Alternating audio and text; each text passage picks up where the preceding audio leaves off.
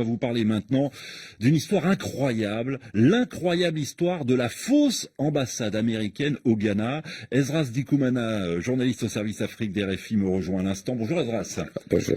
Évidemment, quand on a donné cette information sur l'antenne d'RFI, ça a suscité immédiatement des questions, et il y a de quoi se poser des questions. On a du mal à comprendre, Esdras Dikoumana, comment la véritable ambassade des États-Unis au Ghana ne se soit aperçue de rien pendant toutes ces années. Pendant 10 ans, donc, des Ghanéens ont pu entrer aux États-Unis grâce au visa délivré par cette fausse ambassade. Comment est-ce possible? Tout simplement parce qu'ils ont bénéficié de vrais authentiques visas, vraiment de vrais visas américains, comme l'explique d'ailleurs le département d'État des États-Unis qui a révélé toute cette histoire. En fait, il ne s'agit pas que de Ghanéens seulement. Il faut savoir qu'ils avaient des clients en provenance de la Côte d'Ivoire, du Togo, des clients qui ont bénéficié de ces services pendant donc toutes ces années-là. Et preuve que les concepteurs de cette escroquerie étaient vraiment bien organisés. Ils avaient mis ensemble un système d'accueil avec chambre d'hôtel et voiture à disposition de ces clients qui provenaient des pays voisins. Autre précision, cette fausse ambassade américaine ne faisait pas que dans les passeports uniquement.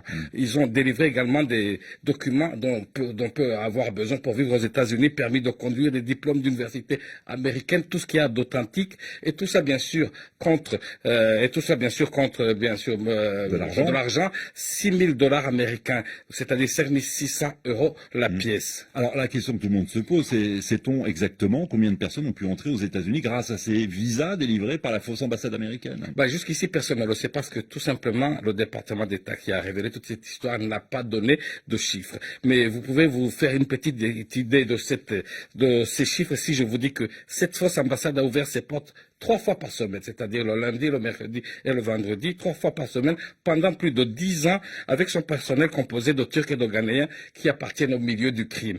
Et donc, oui, parce que ce qu'il faut dire, tout ça a été géré, cette fausse ambassade a été gérée par le réseau criminel, par une mafia de Turcs et de Ghanéens, avec des avocats qui étaient d'ailleurs spécialisés sur les questions d'immigration pour pouvoir délivrer des visas. Oui. Ah oui, et pas seulement que ça, parce que le département de l'État annonce également qu'ils ont bénéficié de complicité au sein de fonctionnaires américains, de l'immigration américaine. Donc c'est ce qui peut expliquer pourquoi leurs clients avaient de vrais visas qui leur ont permis de voyager aux États-Unis sans aucun problème. Alors comment cette ambassade a-t-elle pu fonctionner au nez et à la barbe des autorités américaines pendant 10 ans? D'autant que cette fausse ambassade avait pignon sur rue. Il y avait même le drapeau américain sur la façade des draps. Oui, c'est vraiment ça qui est le plus étonnant. C'est, comme vous le dites, c'est inimaginable, incroyable. On peut multiplier les qualificatifs sans comprendre, parce que je pense que même les Américains n'ont pas encore compris jusqu'ici. Sachez, comme vous le dites, qu'il y a une belle et immense ambassade américaine, bien officielle, celle-là, qui se trouve dans un des quartiers les plus chics d'Accra. Et il y avait à côté cette autre ambassade dans un quartier populaire, une maison à un étage, une maison rose, un peu délabrée, et il y avait aussi un drapeau américain bien planté, bien visible, qui flottait dans l'air, dans les bureaux, la photo du président Obama. Et donc tout ça a fonctionné sans anicroche pendant plus de 10 ans.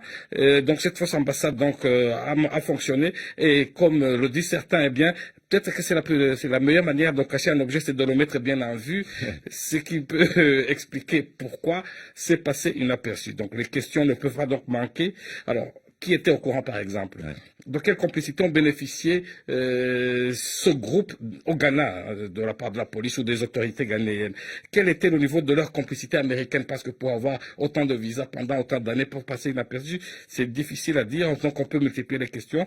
Mais cela reste une histoire à peine croyable, surtout si on se rappelle qu'on parle ici des États-Unis, c'est la première puissance du monde, qui ont officiellement les meilleurs services de renseignement, qui ont des services d'écoute sophistiqués. Et sachez que c'est le comble de l'ironie. Sachez que malgré toute cette technologie, eh bien, c'est sur simple dénonciation par un homme, bien en chair comme moi et vous, que cette arnaque a été découverte. Oui, et puis au cours de l'enquête, les autorités ghanéennes ont également découvert l'existence d'une fausse ambassade.